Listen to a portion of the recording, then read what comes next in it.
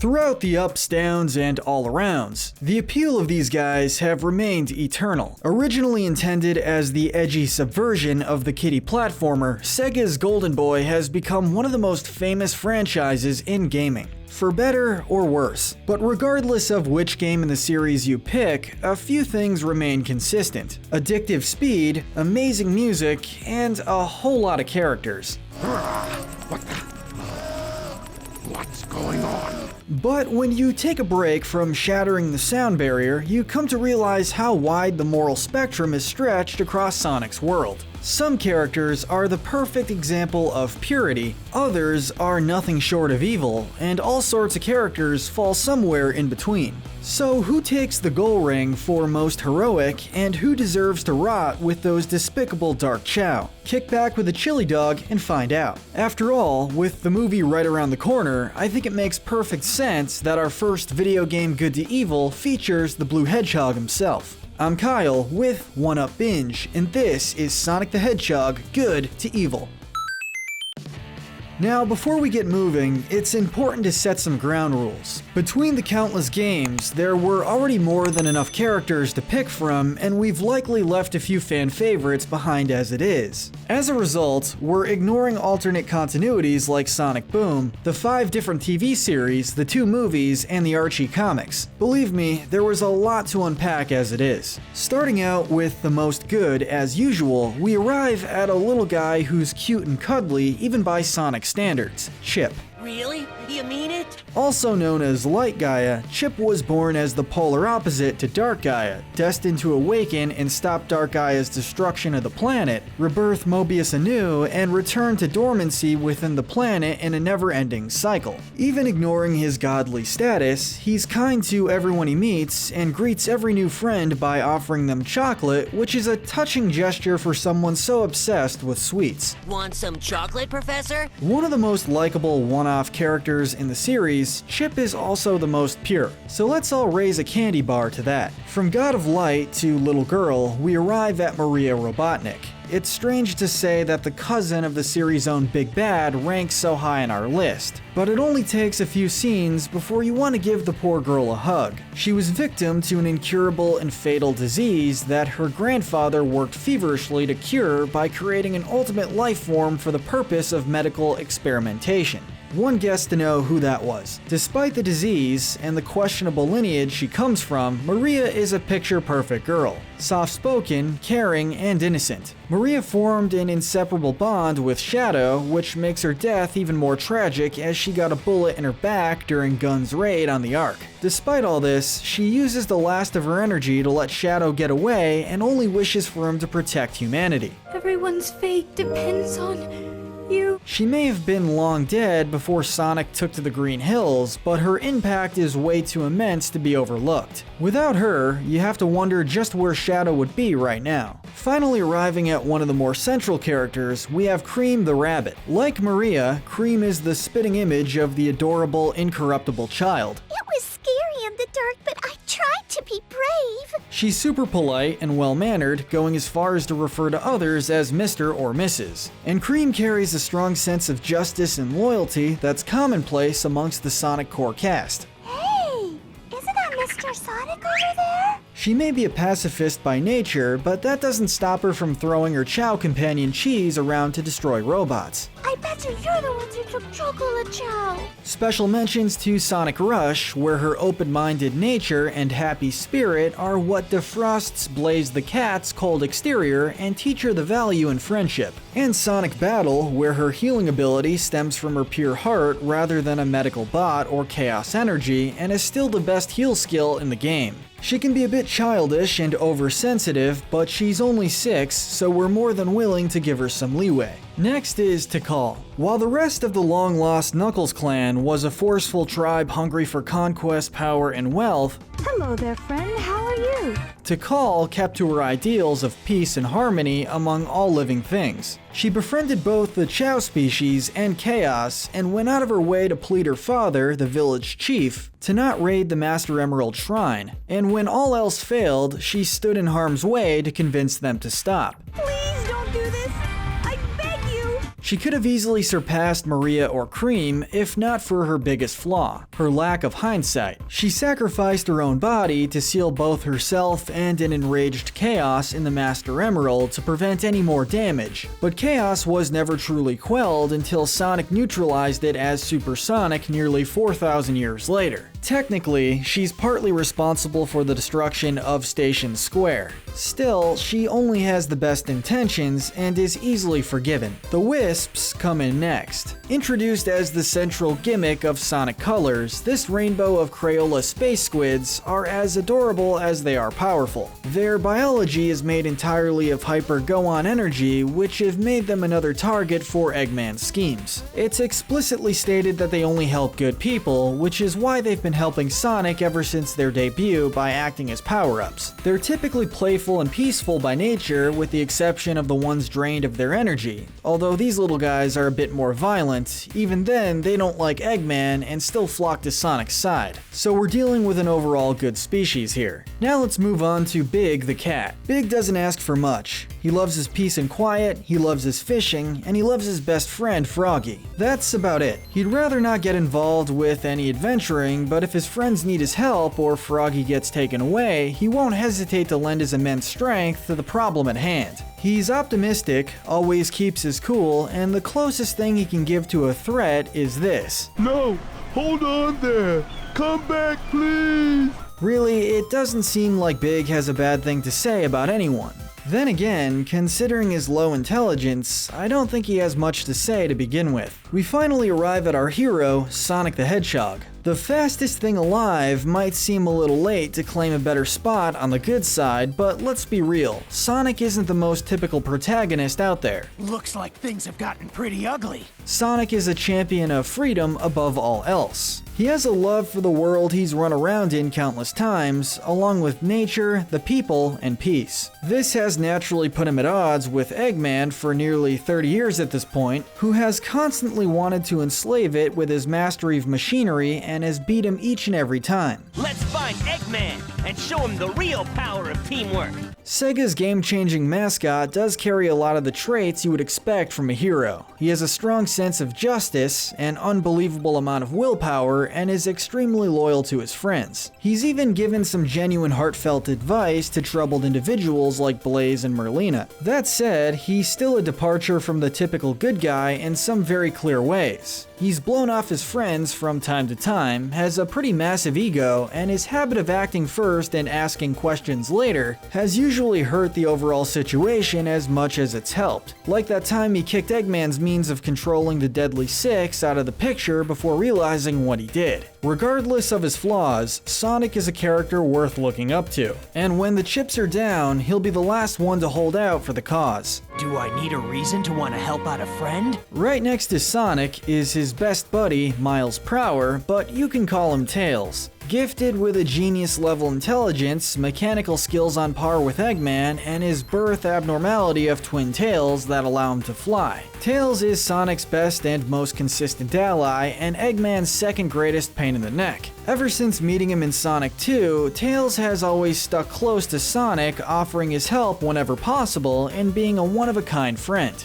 And in time, he would learn to believe in himself and gain his own independence and recognition as hero in his own right. That was just too easy. With all that said, Tails got knocked down a few spots because his appearances post-Sonic 06 have caused his characterization to regress in terms of both sense of action and likability. He's gotten very cowardly, whiny, and barring some bare minimum tech support, he's typically sitting in the background while Sonic and classic Sonic do all the work. Sonic, I haven't seen Yacker for a while. Come on, SEGA, we know you can do better than that. He says, you are welcome. Moving on, we have Silver the Hedgehog. Living in a distant, ruined future, Silver uses his psychokinetic powers to protect those who can't protect themselves and aspires to make the future better by righting wrongs in the past. Unfortunately, he doesn't start out the best as he's easily manipulated by Methyl in 06 to kill Sonic, saying that he's the trigger for Judgment Day. If I eliminate that guy, will our world be saved? Sure, joining the good side after 2 failed assassination attempts is far from moral, but there's no question that he was in a desperate situation. Ever since he befriended Sonic and company, he's mellowed out a lot more, and the worst thing we can say about him these days is that he can get overly competitive. Circumstances have changed. Still, his heart's always in the right place. Next up is Amy Rose, Sonic's stalker with a crush. Yes, Amy can be overly aggressive. What's your problem? Yes, Amy has come off as bossy and overbearing, and yes, Amy's obsession and love for Sonic has been portrayed as creepy and even abusive. And by that time, it's gonna be too late. But there's no denying Amy's good qualities. She has boundless energy and optimism, she's willing to fight to protect herself and others, and she has an infectious go-getter attitude that has helped to push her friends past their limits. I knew you would save me, Sonic. You're my hero. It's also worth mentioning that her innocence and hope has helped to shift the alignment of 2 other characters towards the path of good, E102 Gamma and Shadow. You're really nice. And considering the latter went on to save the world shortly afterwards, we've got to give her some major good points. Next on our list is Knuckles. As the last of his kind and guardian of the Master Emerald, Knuckles is a loner by nature. He is a force for good and has helped Sonic time and time again, but only when he isn't busy trying to fix the Master Emerald or tricked into going up against Sonic by Dr. Eggman. He's surprisingly pretty nice once you get to know him, and is usually a good friend barring the occasional angry outburst or snide remark. Really, Knuckles is a responsible guardian and a good guy when his naivety isn't preyed upon. We just hope that he can get off Angel Island a bit more frequently in the future. Now, I must return to Angel Island. Okay, let's go ahead and throw Team Chaotix in, consisting of Espio the Chameleon, Charmy Bee, and Vector the Crocodile. Some of the most underrated and entertaining characters of the cast, these 3 run a detective agency and take all sorts of cases to barely pay rent. It's here, we've got work. They've helped to ward off Eggman's attempts at global takeover and even beat him up in Heroes when it's revealed he was their mystery client. Although that was mainly because he didn't have their promised reward money. If we had to put them in some order, we'd put Espio as the most good due to his absolute hatred of evildoers, and Vector as the least good for his greed and short temper. Still, they're all detectives who you would want on your side. The last of our good characters, we have Blaze the Cat. She's a magical princess from another dimension, she's the guardian of the Soul Emeralds, and has some incredibly flashy pyrokinesis powers to show off, though she used to view it as a curse. Before Sonic Rush, she was disciplined, antisocial, and bottled up her emotions. After meeting Cream and Sonic, however, she started to break down these walls and become a much more friendly and empathetic person. However, we can't overlook her actions in Sonic 06, where she already knows and likes Sonic and yet never seems to talk Silver out of trying to kill him. Blue Hedgehog. And no, Sonic Generations disproves the idea that 06 isn't canon. Moving into our more neutral characters, we have E102 Gamma. During Sonic Adventure, Dr. Eggman started creating a set of elite fighting robots nicknamed the E-Series. Of the group, Gamma was the best of his kind and carried out a couple missions for him. However, upon witnessing his creator's poor treatment of his brothers and meeting the kind-hearted Amy, Gamma ultimately decided to rebel against his creator by quote-unquote freeing his fellow E-Series units. He's new to this whole thing, leave him alone. Even while loyal to Eggman, Gamma showed traces of sentience and rationality absent for most other robots, and the worst thing he did was terrorize an empty beach. And at the end of his story, when he's critically wounded, he doesn't use his auto repair function and willingly dies to let the Flicky within reunite with his family. Gamma's redemption and death was nothing short of tragic, and it's why the fandom still remembers him so fondly. The mutated Chao, Chaos, is a little hard to rank. On one hand, it's a loving creature who cares for its brethren. On the other hand, it's got an awful temper. It wiped out most of the Echidna tribe, but that was out of self-defense after they had already trampled numerous Chao and Tikal, the only person Chaos actually trusted and enjoyed the company of. It destroyed all of Station Square once it had taken all the negative energy of the Chaos Emeralds to become perfect chaos, but none of that would have happened if Eggman didn't bust him out of the Master Emerald. Considering Super Sonic utilizes the Emerald's positive energy to neutralize it, and Tikal's spirit convinces it to depart peacefully into the afterlife with her, we'll say Chaos is overall more good than bad. Next up is Shadow the Hedgehog. Probably the most famous anti-hero in gaming, Shadow was designed with the purpose of being a darker, apathetic, and say it with me, edgy reflection of our beloved Blue Blur. I'm Shadow. Shadow the Hedgehog. Back in Sonic Adventure 2, he manipulated Dr. Eggman to help him collect the Chaos Emeralds with the underlying purpose of destroying the world as an act of revenge against humanity for killing Maria. I'm going to destroy this damn planet. Undeniably evil, but all it took was one memory for him to realize that she really wanted him to work together with Sonic to save the world from destruction, supposedly sacrificing himself in the process. He did get amnesia from the fall and spent a couple games getting that sorted out in his typical shady way, and ever since, Shadow's been an agent for Gun, seeking to deliver justice and make the world a better place to honor Maria's wish. I was created to bring order and justice to the humans. As the ultimate life form, Shadow is understandably cocky, but he's also rather violent, dismissive, and indifferent to almost everyone around him. He's not without a heart though. Besides Maria, he does treat both Rouge and Omega as genuine companions that he both respects and cares about. There is also shown to be some mutual respect between him and the likes of Sonic, Silver, and even Eggman. He even saved the world in his own game. There's no doubt that he strives for the greater good these days, but both his mood and means to the end are not beyond criticism. The latest and greatest of the E-Series, E123 Omega, is up next. Omega is a hulking, walking arsenal with power capable of matching Shadow. Unfortunately, Eggman's only real plan for Omega was to babysit a comatose Shadow at the start of Sonic Heroes. Enraged by this waste of his potential, Omega swore the rest of his life to destroying both Eggman and everything he ever created to prove his worth. Sensors locked on Eggman. He's objective, stoic, and exceptionally violent. Despite all this, he's proven to be a loyal and dependable partner to both Shadow and Rouge. And while he isn't that emotional, he did try to comfort Rouge's sadness over the idea that their Shadow wasn't the real one by pointing out that an original needed to exist to create clones. Possibly controversial, but we're placing Rouge the Bat as the least moral member of Team Dark. Omega might be a trigger-happy weapons museum with legs, but at least he wears that fact on his sleeve and isn't hostile as long as you're not in the way of his goal. Rouge might be far more social and outwardly friendly than her comrades, but good luck putting any faith in her. She loves jewelry and treasure above all else, and will use any dirty trick to get what she wants. All the world's gems are mine to keep. This includes lying, stealing, beating others up and then stealing, and using her charm to manipulate people. What's up?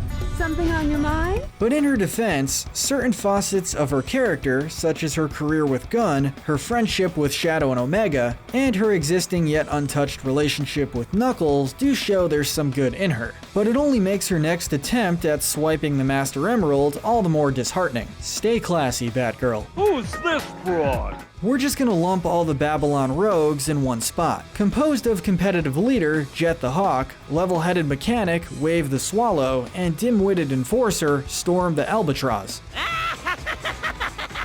These three are professional extreme gear riders by day and master thieves by night. Beyond being Team Sonic's primary rivals in the Sonic Riders games, they don't serve that much of a purpose and are all fairly one-dimensional jerks. Forget the red mutt. Let's go, Storm! That said, they usually team up with Sonic and Company for the sake of facing a greater evil, and will give Jet some props for actively hating the idea of cheating. A dirty win is no good to him, and that's pretty respectable. Our last character before our descent into evil is Dr. Gerald Robotnik. Much like Chaos, Gerald is a bit hard to judge simply because he's a character of extreme opposites. Before Gun's raid on the Ark, Gerald was devoted to using his intellect to better mankind and had a strong ethical code. Sure, he did strike a deal with Black Doom to help finish Project Shadow, but once you realize what they intended to do with the Chaos Emeralds, he He went right to work designing the Eclipse cannon with the intention of defending the planet from the Black Arms. After the raid and Maria's death, however, Gerald slowly went insane from a mix of potent anger and grief. He reprogrammed the cannon to cause the entire arc to collide with the world and brainwashed Shadow to alter key memories so that he could accomplish his act of revenge. Dr. Gerald died a broken man, and while he didn't deserve to lose everything he held dear, we can't say in good faith his attempt to wipe out humanity was justified. On to the minor baddies, we've got Orba and Cuba. Introduced in Sonic Unleashed and Sonic Colors respectively, these two are designed as Eggman's personal aid robots.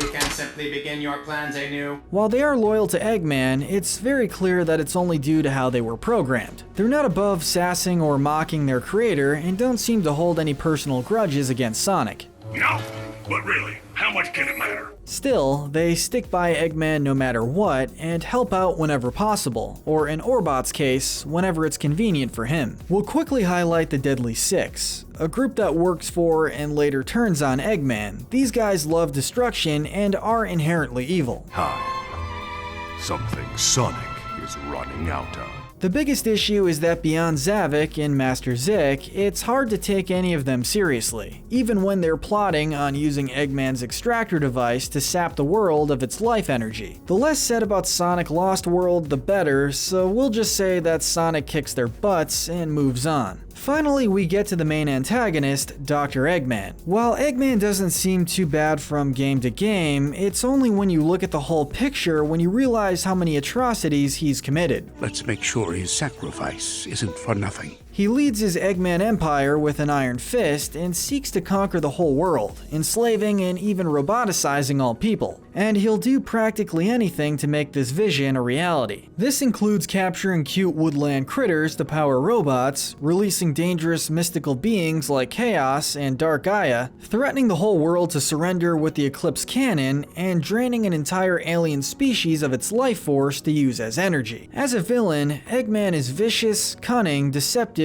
and brutal. My demands are quite simple.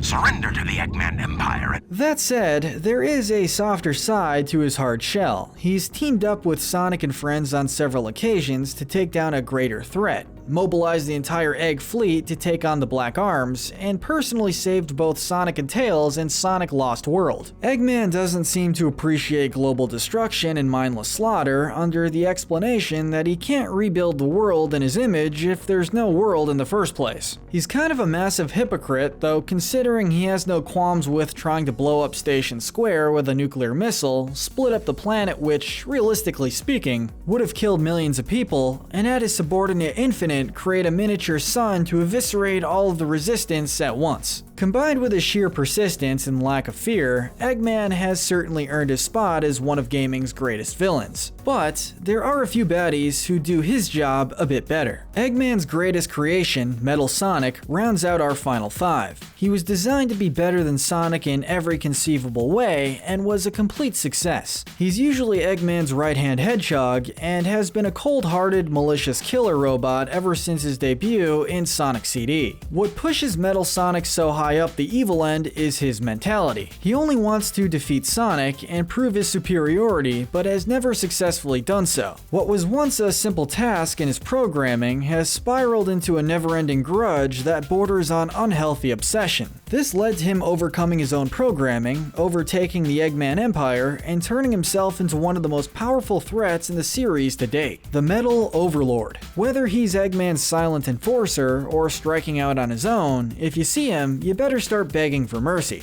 Infinite is next. Originally a mercenary who joined Eggman's army, Infinite was given the Phantom Ruby, a gemstone with the power to warp reality and boost the user's own power considerably. Whoa, this guy is faster than Sonic! With it, he not only defeated Sonic, but led the Eggman Empire on to take over almost everything. He relishes in the pain, suffering, and fear of others, and is perfectly content with killing other heroes just to instill even more hopelessness on everyone else. I'm going to fight and die here. And all of this because he got bored with the world as it was. Yeah, this guy's an utter psychopath. The only reason he isn't higher is the fact that he's still immortal under that mask. He's still capable of feeling emotion, as evidenced by his dry sense of humor and his massive inferiority complex. And we can't say the same about what's to come. Only a being with my strength of will could ever activate it. We've officially reached the big leagues, the very worst this series has to offer, starting with Black Doom, the sadistic, no-nonsense, tyrannical leader of the Black Arms aliens who invaded Earth and Shadow the Hedgehog. Let me show you the ultimate power. His goal is to take over the world and enslave the human race, using them as a food supply for his soldiers, with the justification being that humanity is a self-destructive species, which is pretty flimsy reasoning. He views his own offspring as disposable and shows no sympathy for them, and that includes his own biological son, Shadow the Hedgehog. What do you think vermin like you could accomplish on your own?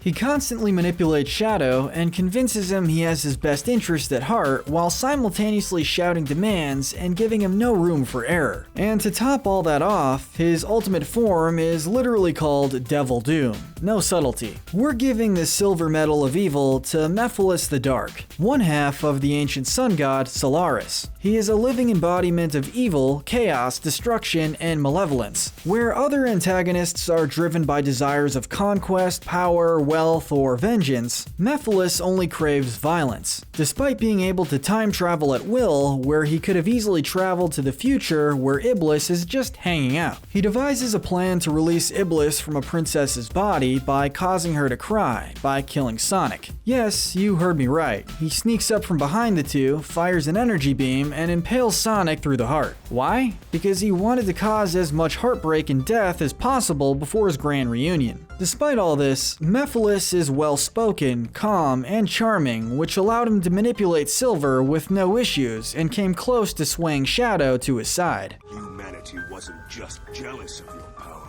For as bad as Sonic 06 is, we can see why some fans would want this delightfully devilish rogue to appear again. And finally, at the end of our moral spectrum, the gold medal of evil goes to Dark Gaia. As the opposing counterpart to our chocolate-loving light Gaia, Dark Gaia is a being that has existed since the dawn of time, whose sole purpose is to destroy the planet. It is a pure embodiment of night, destruction, and darkness, and that's all we really need to say. But what puts it ahead of both Black Doom and Methyl is that while the previous two were sentient beings that had the capacity for restraint, and were willing to ally themselves with other characters, Dark Gaia shows no such qualities. You can't reason with it, you can't barter with it, you can't even swear allegiance to it. It's an unthinking and practically unstoppable force of nature, only stopped by a being of equal power and opposite alignment along with our favorite Super Saiyan Hedgehog. And that's our ranking. Disagree with us? Let us know in the comment section. Please subscribe, as we'll be making more episodes featuring your favorite games. And if you want more Good to Evil, be sure to binge watch our full playlist, where we've done episodes not just on video games, but also cartoons, movies, and TV shows. But most importantly, stay wicked.